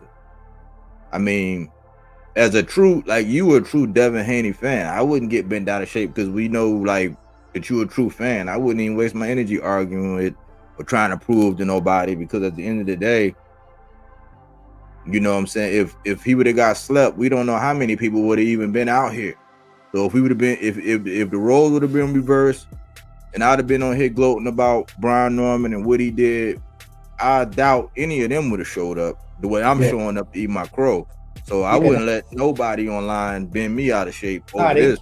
They definitely can't, because even if he got slept, like I said, I'll be watching this fight with my hands over my eyes, like, oh my God, I don't want to see it. You feel what I'm saying? And then to constantly look at those repeats and the highlights and stuff like that, it's still going to be heartbreaking for me, but I'm still going to like the fact that Brian Norman won. It's a bittersweet thing for me. You feel what I'm saying? Because, you know, I really enjoyed the turn of Brian Norman and watching that bit of growth of his and stuff like that. And it was heartbreaking for me to watch the things that Devin was doing after the Ryan fight. I felt that you didn't have to go down that route. You could have came right back in. You know, if you're going to make the decision to go to 47, all right, cool, make that decision, but then start to build yourself up, because, you know, you'll still be I felt you'll still be a force to be reckoned with. But at the end of the day, bro, none of them dudes could ever shake me on the fact, because I've always said in between giving my praise to Brian Norman, like, I'm still like, yeah, but there's still that part of me that wants my guy Devin to win. So listen, people, I mean, but on the internet, you can't shake me. You can't shake me. This was, no matter how it happened, it was still a win-win fight for me. I'll put it like this for me. It was kind of sad watching Brian Norman, watching some of the things that was going on in that fight, and then looking at his face, looking at his demeanor and how he was. It was like he looked lost at some points. The point Calico made about Senior not really giving like real instruction, like the tactical. It's something that we get on all of the corners about, when they just saying, just get him out of there, or, you know, go for broke. When I heard him say go for broke, I'm like, man, you come on, man. At that point in time, and for me, it was almost just like when Devin went back against Loman. He said, Dad, I think he figured me out. Like, it was that same feeling I got, except for this time I seen Brian Norman Jr. sit down in the corner, and the way he kept looking at his dad, like he was looking for counsel. Now this is the familiar voice, but now I'm looking like, now is the time when I need you. Like I'm about to go back out there, but he was looking like, and his energy was like, I need you to tell me something. And he wasn't telling him, in my opinion, from what I could hear, like what was being recorded and how we can hear. I know he was a point in time when he whispered something in his ear, but I didn't hear the counsel. And the fact that when he went out there, the way he was trying to fight Devin, I was like, man, that's not, you're doing a lot of things that's technically wrong against Devin. Like, you're not going to, you're never going to get there. Like, you're never going to get the leverage you need to land that. And Devin stayed true to form. He did, because Devin been saying, I'm going to handicap you and all this. He's been saying it, but it was already a handy. This is me. I'm separating me from AC. Because he's the Devin fan. I'm not. I respect Devin and what he do, but I'm not. So this is what I was saying. Devin has always been 110. I'm gonna handicap you. I'm gonna take away what he do best and this and that. He's always been saying that, but he's always had it always been a handicap naturally. This one is where the advantages was even, and he was able to do it. That's why I gotta tip my hat to him and give him credit, because now you're showing me, okay, now that was some predator shit. You moving up, like this channel be based on some predator shit, some Highlander shit. There can only be one type shit. So when you start fighting somebody and you put yourself in a position, when you move up and you challenge somebody, when you don't have all the advantages and you pull some shit off like that, that's when I gotta give you your credit. It's the same thing I've been saying with Boots, same thing I've been saying with Shakur, same thing I've been saying with a lot of these guys when I say, man, I don't know what these guys really are. You know what I'm saying? Until they level up. And that's why I rock with T.O. a lot, because T.O. was on some predator shit at one point in time. He was on some, oh yeah, it can only be one type shit. You know, so now that Devin has completed that mission to where, okay, cool. Gave him a mulligan for the Ryan stuff. Now you went out here and you hunted a young, hungry lion. Like, and you said that was the youngest guy you fought. So now that you went in there, you did handicap him, you dropped him, you made him look like he didn't have a plan. You made him look like he couldn't make adjustments. He finally made an adjustment. You took some punches, you know what I'm saying? But you did not run. You stood your ground.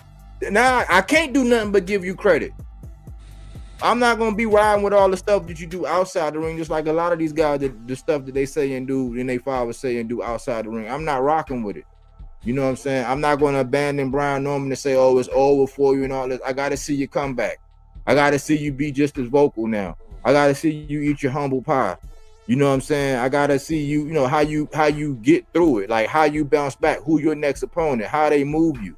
If they just going to just go, like, I gotta see that, because this is where the character is being built. Like, if you look at it, two boogeymen at 140, they had already, Gary Russell, he lost. Sabril Matias, he lost, and now he's facing even more adversity. But guess what? After that loss, they came back and they got titles. You know what I'm saying? So now you lost your title, right? You just need to see you come back and get a title. Just need to see you be vocal. Don't go and hide and sulk. Yeah, this is what the greats do. You know what I'm saying? Like, come back. You know, take your time off. If you need to take some time off and not be seen and all that, take your time off. Do your little interviews, whatever. Take your little time out. Get your mind right, and then get right back in the lab.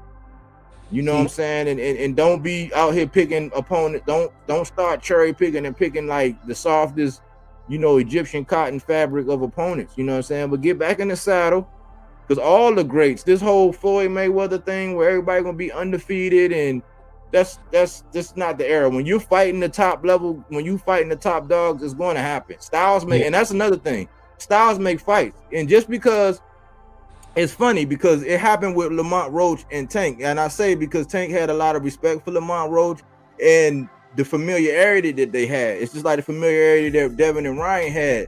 Styles make fights. So Devin might have been able to do that to Brian Norman. That don't mean that somebody else gonna be able to do that to Norman. That don't mean that Ryan would still be able to do that. That don't even mean that the stuff that Rolly was able to do to Ryan, he'll be able to do with somebody like Brian Norman. That's the whole style make fights. So we still got to see all these guys mix it up. Yeah, I'm going to say it like this. Styles make fights, but game plans ensure the victory. You feel what I'm saying? At the end of the day, for me, again, when we heard this fight being announced, we automatically jumped to, wow, this is crazy for Devin Haney. You feel what I'm saying? And then the odds and everything had it a 50-50 fight. Then Brian Norman pulls out to be the favorite. The point I'm saying is this. At the end of the day, if people were saying what they were saying and all of this other stuff about him only having power and blah, blah, blah, you still had to give credit to both the guys for taking the fight, because Brian Norman has never faced a guy like Devin Haney, and he could have been one of the other guys like many of the other guys at 47 that turned down the fight, whether they were busy or not, but they turned down the fight with Devin Haney. Brian Norman said, sure, with my skill set, I believe and blah, blah, blah, I can beat him, so hell yeah, I'll take the fight. and I'm coming right off that knockout. I'm running that momentum. Yeah, I'll take this fight. So you give him his credit for taking the fight, just like we were giving Devin Haney the credit for taking the fight as well. The what I would like to see moving forward, I want to see what's really next for Devin Haney. You feel what I'm saying? Are you gonna go after another champion right away? Because I'm still trying to figure out, why we're not hearing a fight with Lewis Crocker. You feel what I'm saying? It's kind of like when the IBF stripped Canelo and we had William Skull, and there was nobody going after William Skull. So maybe that's Devin Haney's next fight. You know what I'm saying? Brian Norman, take a couple of months off, go back in the gym, heal yourself up during those months off, get back in the gym, start working, start looking, to see if you could bring somebody in. Let me ask you this question. Mm-hmm. If they're going to bring another trainer in, who would it be? In your opinion, who could they bring in?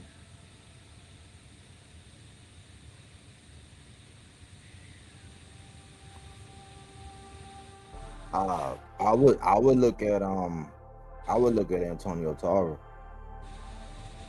Like instantly, a southern dude from Florida.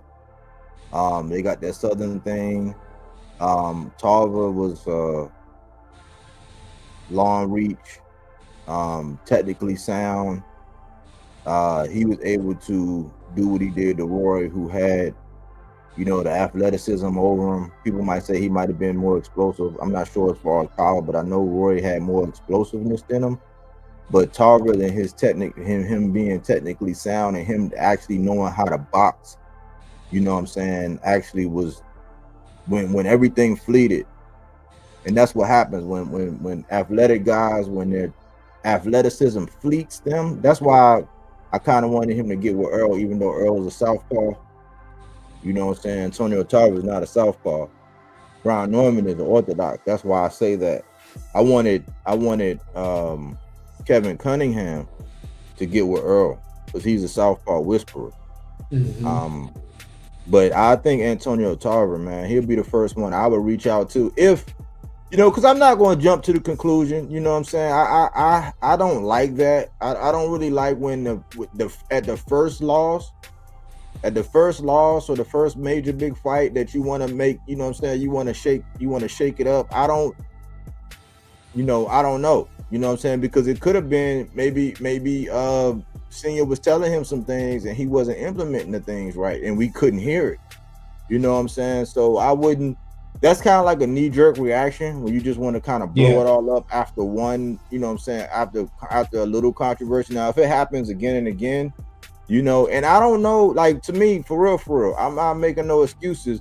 It looked like one of them things to where, like, when they say, okay, being on a big stage, it's the same. Like when Boots had Karen on the Tank undercard, it kind of looked just like that, except for Boots didn't get dropped.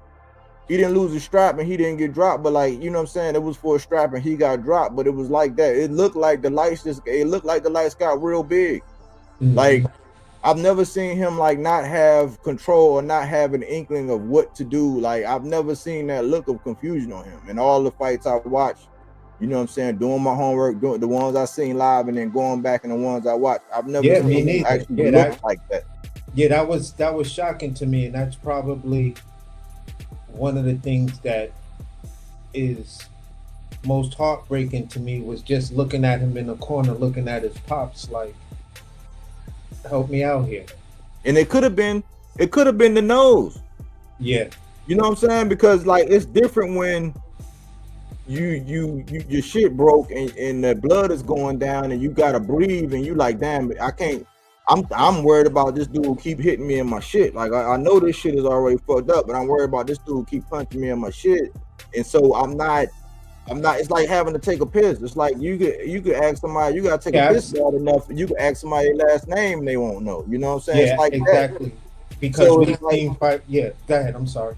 So it's like that. Like when you get your shit, bro. Like the way that dude Puma was fighting.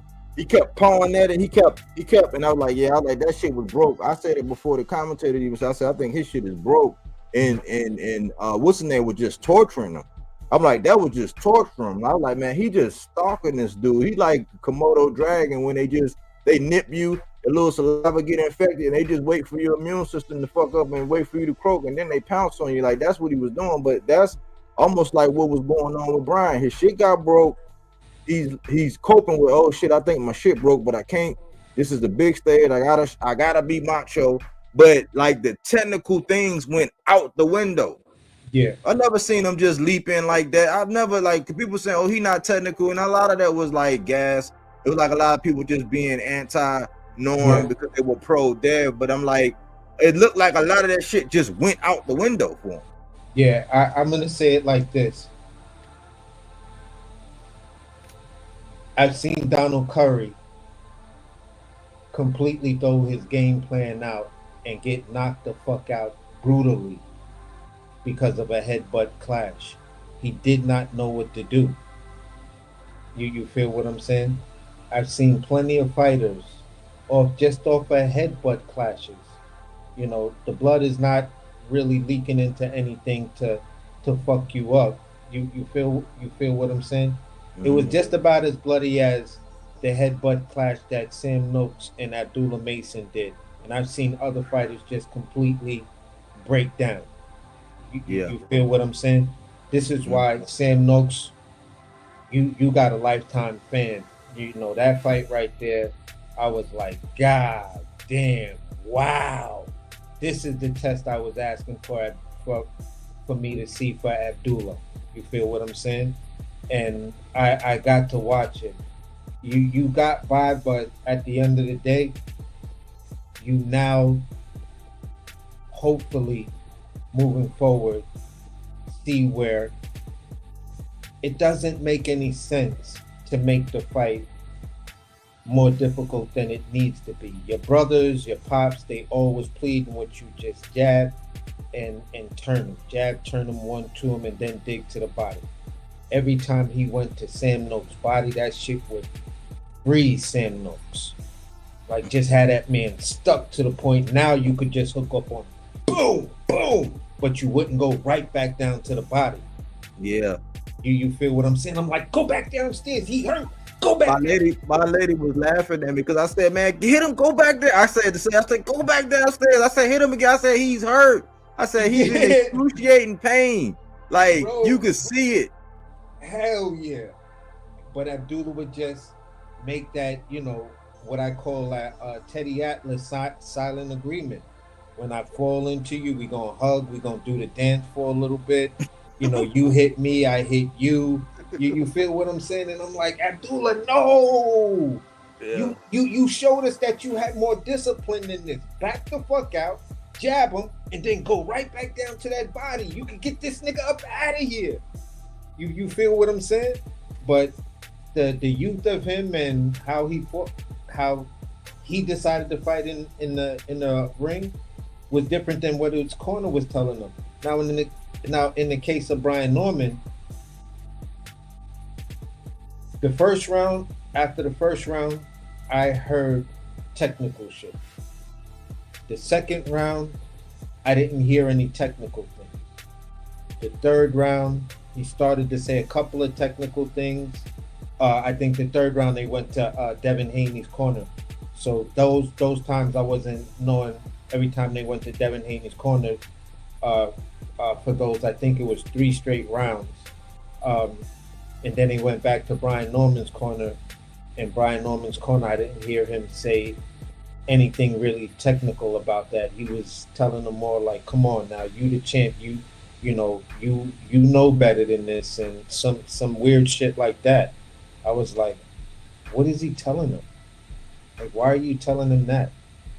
You know what I'm saying? To the point where you saying I don't really like it. I don't really like it at all. But what I'm saying in this case, the way you were beaten, the person doesn't have to come in and be your head coach. They don't have to be your head trainer. You feel what I'm saying?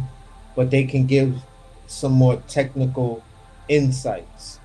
You feel what I'm saying? You you you know this what I You think. need kind of like the difference in the relationship. Okay, I respect my dad. I respect everything. Yeah, You know, but I need it's that one person that's just strictly, yeah, coach, yeah, coach. yeah, it's like this. It's the same reason why like it'll be harder for me to teach my son, or it was harder for me to teach my son how to swim than if I took him down to the rec center and said, "Hey, this your instructor. He gonna teach." It's like it's that same thing, except for they've come this far. This Yeah, is what I think. This is what I think it is. It should almost be like I always said this because I was a big football guy, right? Always been a big football guy. Till I really realized it was real fixed and I lost my love for it. But I always said, you know what? If I was a wide receiver in the league, in my off time, I would go get with a Jerry Rice. You know what I'm saying? I would go get with a Steve Smith. You know what I'm saying? I would go get with an Anquan Bolden or a Larry Fitzgerald. Like I would actually pay them some bread and be like, listen, man, I got a couple weeks, man, work with me.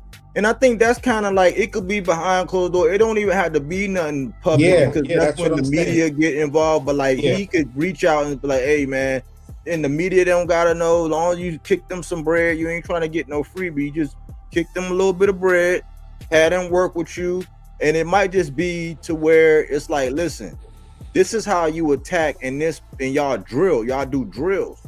yeah. You know, because if I was a corner, you know what I'm saying, I would be trying to go, if I could afford it, go get a little bit of time with Dion. You know what I'm saying? I would go try to, go get a little bit of time with let me keep it a being with you. Body. You don't become a high level chef unless you work with other high level chefs. And when you get into these high level kitchens, the guys that are next to you just doing prep, you feel what I'm saying? You can tell that, okay, you're a chef, you're an intern because of the level like you at. And when you look around, you'll be like, damn, I'm here working for this chef with all of these other chefs that are from notable restaurants that are working up under this chef. It's a reason for that, because this guy has such high level technical abilities and a palate that he teaches you nuances of how to approach certain things that, you being where you are, you reading cookbooks and doing your research, it's just not enough. You still got to go out there and you need that experience to feel the heat, to feel the ingredient, and to have that person's voice in your ear. That's all I'm saying. It's like, okay, you and your dad are still the dynamic duo, right? But to go out and say, you know what, I'm gonna go on the low and get 30 days with Bomac. Then after Bomac, I'm gonna go get some work. Or first, I'm gonna go and I'm gonna have a silent contract that when I go into fights, I have this initial 30 days or 3 weeks intense working with Tarver as a trainer that you said, and between Tarver we just gonna run drills. You feel what I'm saying? Every day for those 3 weeks or that month. Then I take those drills back, and then me and my father figure out how to fold that back into the Brian Norman way of boxing, because the way you fight, bro, it's fan friendly. It's very, very fan friendly. You feel what I'm saying? You have that sneaky ability to be technical and be technical like Beterbiev was, but people just was more concerned with his power. But he was a heavy technical fighter. You need those drills to now start to teach you how to set that up once you get in there with a high level fighter or a fighter that has a lot of experience. So it's all gonna be good work. Just like people go and bring in different high level fighters for sparring and say, yeah, we had good work. Sometimes I think, you got to be the professional nowadays to go see different trainers, because UFC fighters do it. They see different trainers based on the fighter that they're about to fight. So I get it. And with that, bro, I'm a tap out. This was a great cook. Um, Salute to Devin Haney. Salute to all the winners. Bam, you fought you fought the way it was for the keys to victory, and for a minute I was just like, bro, this nigga must have did something fucked up to somebody in his corner, because they will not stop this fight. And Yeah. just let this. I'm like, bro, who did you piss off before this fight that they just letting you go out there and get beat the fuck up like this? Like, come on, man. You feel what I'm saying? But you know, um, David Benavidez, oh man, crazy performance. Like my keys to victory for Yard. He did some of those things, and you ate those punches. Big respect to you, bro. You a true 175 pounder. Now you talking about going up to fight over Ty. I gotta see that. I mean, not over Ty, to fight Zerto. Um, I just gotta see it. I understand the move. I understand the play. Um, and that it is what it is. And again, I kind of agree with you. Devin stole a night because that was the most talked about fight. But um, the most exciting fight, in my opinion, was still like the Abdullah Mason and Sam Nooks fight. Yeah. You feel what I'm saying? That was that Conor Ben, like I think you said it, or somebody said it. That was that Conor Ben um, um, Eubanks one type of fight. Super entertaining to watch from two young champs scrapping for a belt. And at the end of the day, bro, great night of boxing. That's all I gotta say. Well, I appreciate you jumping on, man. Enjoy your evening. We'll chop it up tomorrow, man. Yeah, for sure. For sure. All right, man. Peace.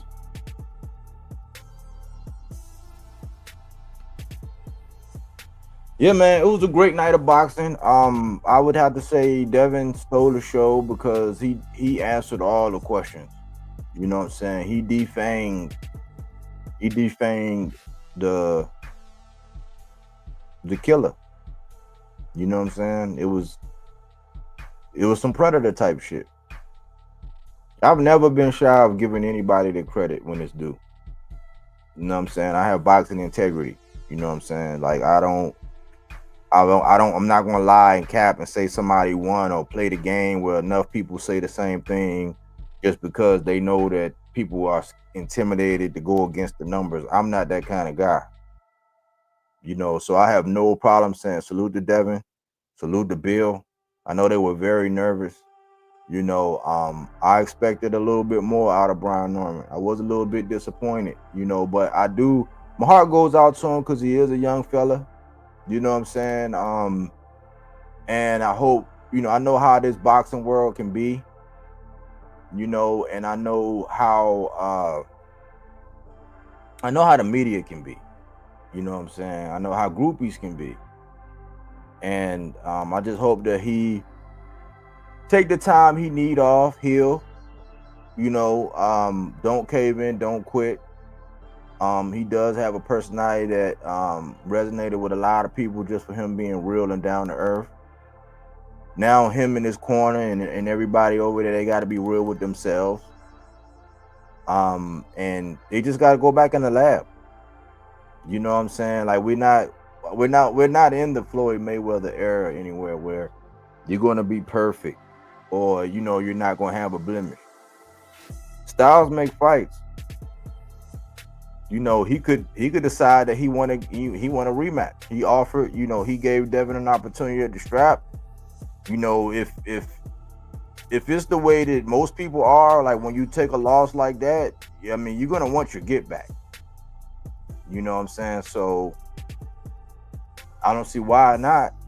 I'm hearing that Canelo he's in negotiations with Bud for a rematch. I'm not sure how true it is, but that's what initial reports are actually saying. So it could be a rematch.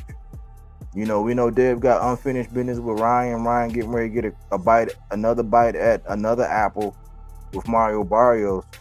You know, so maybe they trying to line that up to where that's a big unification. Game 8, unification. If Ryan is successful against Mario Barrios, who knows? Salute to Abdullah Mason. You know, yes, you can make a fight easier. You can do things that caters more to your style. You could, but your fighting style is what makes the fans want to be able to see you. Now because that was like your rite of passage and how you got your belt, you already gained everybody respect. You know what I'm saying? We know you got dog. We know you got heart. Go back in the lab, clean up what you need to clean up, and be better. You know, going forward. Bam. If Bam wasn't down at the lower weight classes, man, he would be rivaling, you know, the face of boxing for that face of boxing spot. You know what I'm saying? Bam is like boxing's best kept secret. I call him the mechanic in my boxes to watch, man. The dude is just so cold. He's so smooth. Like he like a surgeon. He like a brain surgeon, man. Slow and steady. He don't panic. Even if he get knocked down, he get back up. But it was just cruel and unusual punishment what he did tonight. Never lost his composure. Toy with the dude was like, all right. And I kind of think because they said the bet was under or over 9.5. And then right in the 10th round, he slipped and bam! Sat Buddy down and Buddy was just like, nah, I don't even think I want to get up. You know what I'm saying? David Benavidez, he is a monster. He is a monster. I think Yard came out, you know, but it was almost like, I seen a little bit of this with Norman too. They were not fully committing to their punches. And it was almost like they both were making business decisions because they were concerned with what was coming back. You know what I'm saying? Like I seen Yard, he was punching, but it was almost like, all right, I'm a punch, but I'm trying to brace myself, or I'm trying to deliver this punch and then move to where you're not gonna be effective when you do that. You know, and David Benavidez, that's why I said you don't bet against David Benavidez. You know what I'm saying? I said that Yard was the natural one light heavyweight, and if it was gonna be an upset, that would have been the fight. Why? Because Yard can actually crack. And if you would have timed David right and then put everything on it, we never seen Dave get hit like that. But David Benavidez is a real monster. You know what I'm saying? It's like the dude is scary. Like I see why people don't be wanting to get in there with him. You know what I'm saying? And people get to moving around and making real business decisions, and why he's got to do what he got to do. I said you do not bet against David Benavidez. He's a real monster. You know what I'm saying? So great card overall. This probably was one of the best cards I've seen. I think that 5v5, I think that was another like lit card that Turkey had that I really enjoyed. But I gotta tip my hat off to Turkey. You know what I'm saying? I'm not the biggest fan of Turkey and the shenanigans and things that he brought into the sport, just like Jake Paul. But when you do good and you do right and you know for the sport of boxing, I gotta tip my hat off. So I tip my hat off to you. You did wonderful for the sport. It was a wonderful card. And here I am eating my crow. You know what I'm saying? Devin Haney, I salute you. That's all I ever wanted to see you do. I wanted to see you come up, be a predator, fight people your own size, and do the damn thing, and you did it. I said you shut me up when you actually took the fight because I couldn't believe you actually took the fight. And then for you to go on there and actually do what you said you were going to do and handicap that guy and deliver a performance like that, I can't do nothing but salute you. You know what I'm saying? I'm not a bandwagon guy, so I'm not going to jump over the fence and be riding the bandwagon, but I will give you a salute and say you and Bill did that. You know what I'm saying? I know y'all going to give everybody hell now. Y'all going to crank it up a whole nother. Y'all going to put hot sauce and mustard on everything now. But I did my job, man. I appreciate the crow. It was some of the best crow I've ever had. That's all I had. This is Fruits and Veggies. Not that, Reggie. This is fact-based content, not opinion-based, even though we have ours. Silence is consent, so we speak to the things that are not right. Because all it takes for evil to prevail is for men and women to remain silent. So we use our voices to speak to these things in the sport of boxing. Hopefully, you gained something from this show. You was able to put something in your rucksack and march on. We talk that real boxing talk. You know what I'm saying? We keep it a buck. We are able to eat humble pie. We are able to have crow, and we able to move on. This is not a toxic channel. You know what I'm saying? We're not going to just lay down and be belly aching about it. We're going to move on to the next one. Anyways, thanks for choosing Bodywork Boxing. But we don't take things for face value. We do that body work.